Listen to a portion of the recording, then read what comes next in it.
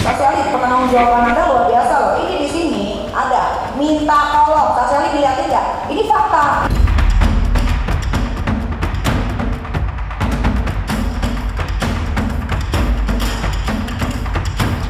Saya no comment ya, yang itu thank you ya, biarkan saja. Media sosial bebas berkata apapun, silakan kalian menilai sendiri aja.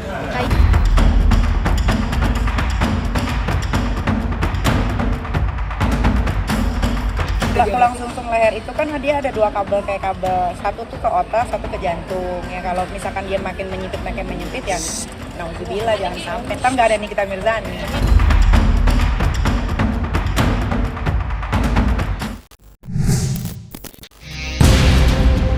Pasca sempat ditunda selama 1 pekan lamanya, agenda sidang lanjutan perkara dugaan pemerasan dan tindak pidana pencucian uang yang melibatkan selebritis Nikita Mirzani dan Dr. Reza Gladys kembali digelar di Pengadilan Negeri Jakarta Selatan pada tanggal 11 September 2025 kemarin. Dan tentunya masih segar dalam memori bahwa alasan penundaan sidang pekan lalu adalah kondisi kesehatan ibu 3 anak itu yang menurun lantaran mengalami sakit gigi. Oleh karena itu, sebelum sidang dimulai, pihak kuasa hukum coba memberikan sedikit penjelasan tentang kondisi Nikita yang ternyata sedang tidak baik-baik saja. Ya, penyakit gigi sang selebritis nampaknya cukup parah hingga mendapatkan rekomendasi untuk operasi. Dan lewat kesempatan itulah, pihak kuasa hukum kembali mengajukan permohonan pengobatan lanjutan. Mudah-mudahan kesehatannya semakin membaik sehingga persidangan bisa berjalan dengan lancar, dan tentunya kita pengen secepatnya juga memberikan kepastian kepada saudara ya. Jadi tetap jaga sehat, begitu ya. Saya didampingi, ditemani oleh tim dari JPU melakukan pengobatan ya di rumah sakit Kelapa Gading, Gading Kulit, dan yang kedua itu di dokter gigi. Nah, khawatir lupa nanti saya mau mengajukan jadi pengobatan lanjutan karena rekomendasi dari dokter gigi kemarin yang melakukan pengobatan terhadap terdakwa ini dibutuhkan tindakan cepat dalam waktu kurang lebih 10 hari dari itu sejak kemarin, karena terdapat implan yang pecah, bahasa dari dokter gigi itu crown, pecah, sehingga kalau itu kemudian dibiarkan akan mengakibatkan infeksi itu bisa menyebar kemana-mana. Sudah agak lebih mendingan kan ya sekarang. Makanya tadi saya pastiin kan mau ngeliat dia secara langsung, kayaknya lebih siap ya. Sebelumnya kan kemarin karena giginya lagi sakit kan terlihat mukanya bengkak ya. Kalau tadi udah lebih mendingan, udah lebih fresh. Karena kan kalau kita mau menghadapi persidangan, apalagi kan membela diri ya kayak gitu, pasti butuh kekuatan, butuh tenaga, butuh fokus kayak gitu. Kalian pernah merasakan sakit gigi nggak? Rasanya kayak mana? Nah, Lino kan itu pasti kalau sakit gigi nggak bisa mikir jelas ya. Jadi kalian udah tahu kondisi orang sakit gigi kayak gimana ya. Seperti itulah yang kalian pernah rasakan. Bertubi-tubi cobaan yang datang menyapa Nikita. Selain berjibaku membela diri atas laporan sang seteru, wanita kelahiran tahun 1986 itu harus pula berjual menghadapi penyakit yang ia derita. Ditambah lagi, penyakit gigi yang sempat memaksa sidang untuk ditunda bukanlah satu-satunya gangguan kesehatan yang sedang diidap Nikita. Ya, dalam persidangan kemarin, terkuak pula bahwa saat ini Nikita sedang mengalami gangguan kesehatan di bagian leher. Lantas, seperti apakah penjelasan Nikita terkait penyakit pengapurannya tersebut? Soal terapi di rumah sakit Gading Kulit itu diberikan waktu atau kesempatan untuk melakukan fisioterapi selama seminggu itu 3 kali.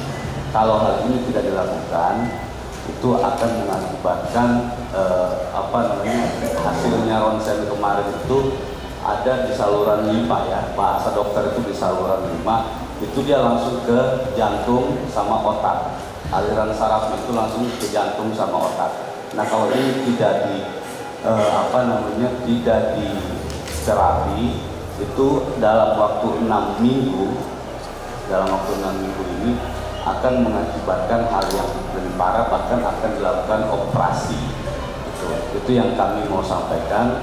Oleh karena itu kami mau mengajukan surat permohonan berobat lanjutan lagi, yang mulia. Demikian.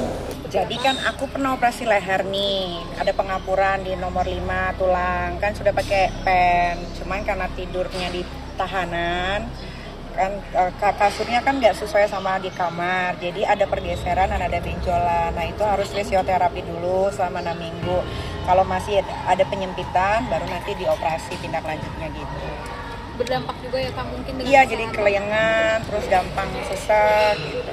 Kalau sakitnya sebetulnya udah dari waktu di Polda sebulan gitu, cuman masih ditahan gitu. Terus sempat berobat juga, memang harus fisioterapi waktu di Polda juga, tapi kan berhubung langsung dipindahin ke rutan, mekanismenya kan beda lagi gitu. Kemarin udah berobat, makanya dokter nyaranin untuk fisioterapi selama 6 minggu, seminggu 3 atau 2 kali. Karena kan tulang sumsum leher itu kan dia ada 2 kabel kayak kabel, satu tuh ke otak, satu ke jantung. Ya kalau misalkan dia makin menyempit ya, nauzubillah jangan sampai. Ntar nggak ada Nikita Mirzani. Sayangnya, untuk saat ini pihak majelis hakim belum dapat memberikan keputusan secara pasti apakah mereka mengabulkan permohonan pengobatan yang diajukan pihak Nikita. Mengingat sebelum keputusan itu diambil, majelis hakim harus terlebih dahulu mendapatkan semua dokumen penting dari pihak-pihak yang bertanggung jawab. Bahwa majelis akan memberikan izin manakala untuk formalitas surat-surat memang sudah disampaikan ya. Tentunya nanti koordinasi dengan jaksa, dokter rutan juga, hasil dari pemeriksaan yang kemarin sudah kita izinkan, begitu ya. Jadi intinya seperti itu ya. Jadi selama belum ada permohonan dan dokumen-dokumen yang mendukung, kita belum bisa memberikan jawaban, begitu ya. Silakan secepatnya kalau memang itu beralasan, sangat beralasan ya. Karena kita juga berkepentingan agar terdakwa sehat, biar perkara ini cepat selesai, biar terdakwa juga secepatnya mendapatkan kepastian hukum, begitu ya. Kisah pilu tentang datangnya badai cobaan di tengah perjuangan Nikita ternyata tidak berhenti sampai di situ saja. Karena selain Nikita, kondisi kesehatan Fahmi Bahmit, sang kuasa hukum pun sedang menurun. Untuk pertama kalinya, Fahmi bahkan sampai tidak hadir secara langsung untuk mendampingi Nikita di muka persidangan. Ya, ia hanya diwakili oleh para advokat lain yang sama-sama tergabung dalam tim kuasa hukum Nikita. Sementara dirinya dipaksa terbaring lemas di atas ranjang rumah sakit. Lantas, seperti apakah penjelasan Nikita Mirzani tentang kondisi kesehatan Fahmi Bahmit? Bang Fahmi juga doain ya, Bang Fahmi lagi drop, lagi sakit. Tadi pagi baru masuk ruang ICU, jadi belum bisa dibesuk. Mudah-mudahan cepat sembuh. Bang Fahmi itu kan sudah pakai ring 3 di jantung, jadi fungsi jantungnya tuh katanya berkurang ya dari 54% jadi berapa gitu. Ini dia, makanya saya harus cepat-cepat karena harus saya lagi pantau untuk sakitnya apa ataupun gimana. Kayaknya kurang elok kalau saya yang mengutarakan karena saya bukan keluarga ataupun saya belum dapat asisi dari keluarga untuk mengutarakan. Tapi nanti saya coba tanyakan ke keluarga apakah saya bisa membuka suara tentang sakit apa ataupun apa. Ini setelah ini saya langsung ke rumah sakit. Terlepas dari derasnya badai ujian yang hadir, proses persidangan Nikita Mirzani tetaplah harus berjalan seperti biasa. Dan dalam agenda sidang lanjutan yang diselenggarakan kemarin, kembali dihadirkan beberapa saksi ahli. Salah satunya adalah saksi ahli digital forensik yang dihadirkan Polda Metro Jaya. Dan di dalam persidangan, pria bernama Rujit Kuswinoto itu menunjukkan bukti-bukti seperti percakapan antara Nikita Mirzani dengan Dr. Oki Pratama. Dan untuk kesekian kalinya, sidang Nikita diramaikan dengan perdebatan cukup sengit, terutama ketika pihak Nikita merasa tidak terima terhadap salah satu aspek. Lantas seperti apakah luapan kekecewaan Nikita? Serta bagaimanakah pula momen pemeriksaan saksi ahli digital forensik?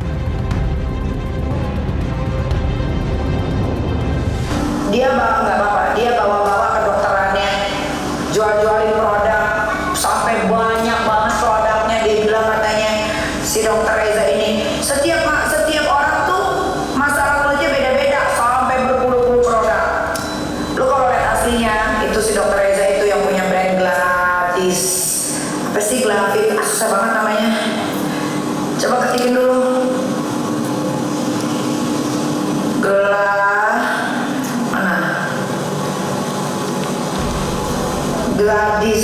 Gladis saya, Gladivisa, ya pokoknya itu deh yang dokternya kurus kering itu loh. Sama dia juga, itu badannya dia itu juga abu-abu, itu mukanya dia itu dempulan semua, itu kan tertolong aja sama filter alam jalan di TikTok. Tuh Melvina, gue gak suka nih orang-orang kayak begini. Dia flexing hasil nipu, hasil jual, produk overclaim semua, bahkan kalau asal kayak yang mulia, aku datang yang mulia. Di sini Dokter Oki Pratama. Di sini 9 Oktober itu Dokter Samira, bukan ke saya dong. Di sini jelas loh dakwaan. 9 Oktober Samira menghubungi. Ini sesuai dakwaan, bukan saya. Saya itu vendor. Silakan ke depan majelis, ada di BAP atau di dakwaan. Ada di BAP. Silakan ditunjukkan. Biar tidak menjadi perdebatan, silakan.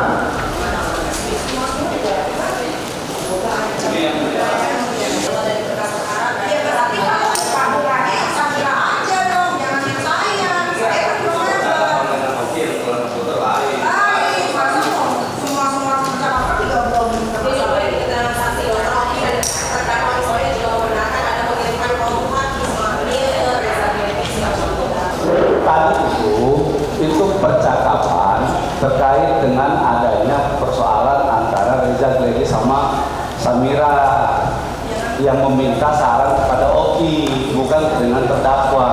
Bukan dari pihak terdakwa yang bisa disimpulkan. Jadi kembali lagi ya, selama itu ada di BAP, ada di dakwaan, silahkan untuk disampaikan. Ya makanya kami sampaikan ini, disebutkan dalam Kan sudah ditunjukkan ya, ada ya. Ya begitu ya. Maksudnya yang mulia, ini keterkaitan percakapan itu tidak ada sangkut pautnya dengan terdakwa bercakap dengan terdakwa ini berbicara dengan Oki dengan orang lain. Apa urusan Masalah ada kaitannya atau tidak ya, nanti disimpulkan aja di tuntutan sama di pembelaan. Kalau aku mah udah tahu kalau saksi ahlinya pasti yang ditanya apa jawabnya pasti akan sama terus. Tapi kan nggak apa-apa, biar berjalan aja, biar cepet. Selain itu, persidangan kemarin juga menghadirkan seorang saksi ahli tindak pidana pencucian uang yang dihadirkan dari Pusat Pelaporan dan Analisis Transaksi Keuangan. Dan lewat kesempatan itu, sang saksi dimintai keterangan soal potensi adanya dugaan penyamaran transaksi di dalam proses pembayaran cicilan rumah milik Nikita. Dan seperti inilah momen tegang kala pemeriksaan saksi ahli TPPU di sidang kemarin. Ada seorang public figure. Seorang public figure ini diduga melakukan pemerasan dengan ancaman pencemaran. Oke. Bersama-sama dengan asisten. Jadi si public figure ini yang memang dia review jelek terkait produknya si korban. Kemudian si asistennya ini berkomunikasi dengan korban. Asistennya ini berkomunikasi dengan korban, meminta sejumlah uang. Nah, dalam penyerahan 4 miliar ini dibagi menjadi 2 termin. Termin pertama 2 miliar ditransferkan, uang 2 miliar ini ditransferkan ke satu PT developer perumahan, yang mana developer perumahan ini adalah milik yang dicicil milik si public figure ini. Nah, kemudian beberapa hari kemudian 2 miliarnya lagi dari 4 miliar 2 miliar ditransfer, 2 miliarnya lagi diberikan secara cash. Menurut saudara sebagai ahli, apakah dari rangkaian perbuatan itu, dari hasil pemerasan, dugaan pemerasan dengan ancaman pencemaran itu, kemudian uangnya ditransfer ke situ dan juga diambil secara cash dan diberikan ke situ juga, apakah bisa dikategorikan sebagai itu membelanjakan sebagaimana pasal 3 Undang-Undang PPPU? Suatu properti tadi disampaikan itu masuk kategori membelanjakan. Masuk kategori membelanjakan. Ya. Oke. Jadi bisa dikategorikan masuk ke dalam pasal 3 membelanjakan yang berasal dari kejahatan. Untuk definisi membelanjakan, ya masuk.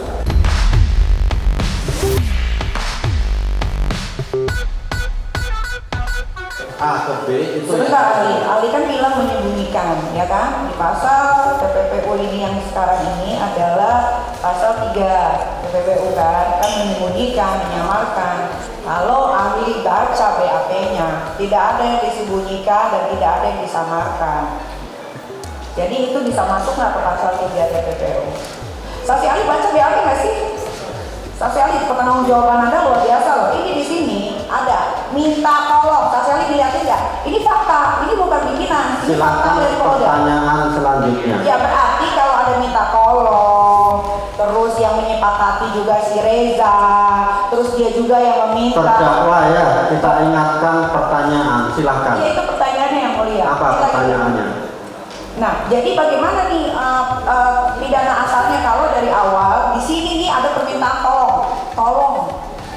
Apakah bisa masuk pasal pencucian uang? Apakah ahli diperlihatkan surat yang ditunjukkan oleh terdakwa? Gimana Kak tadi di dalam Kak? Katanya merasa dijebak juga karena pernyataan dari saksi ahli. Gimana tuh Kak? Saksi ahli dari ahli pertama sampai ahli sekarang. Kecewa juga nggak sih Kak? Pernyataannya tuh sama sekali jawabannya nggak tahu. Iya Kak. Banyak lupanya ke Kita tolong mundur. Kak Niki terkait penangguhan ditolak seperti apa Kak Niki? Iya dia banyak nggak taunya dari saksi pertama sampai sekarang merugikan. lebih tahu ya. Iya.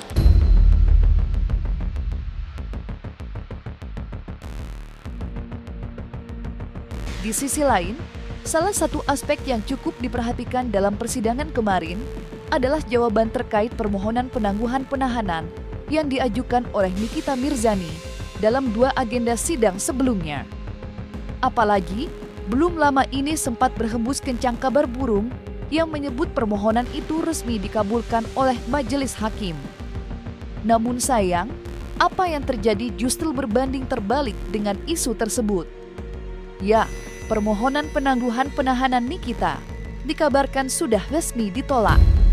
Lantas, seperti apakah pendapat para orang terdekat Nikita? Kak, mengenai penangguhan penahanan Niki ditolak gimana mungkin? Ada komentar? Ya, komentarnya disayangin aja sih ya. Semoga bisa diterima lah penangguhan penahanan yang lainnya. Ya saya nggak bisa menanggapi, kan saya bukan ahli hukum kayak gitu ya. Yang pastinya sebagai orang yang lagi bermasalah hukum khususnya di pengadilan berhak untuk mengajukan penangguhan kebebasannya ya kayak gitu, penangguhan sementara seperti itu. Terlepas diterima atau enggaknya itu kan haknya absolut dari hakim dan majelis.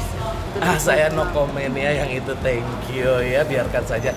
Media sosial bebas berkata apapun, silakan kalian menilai sendiri aja.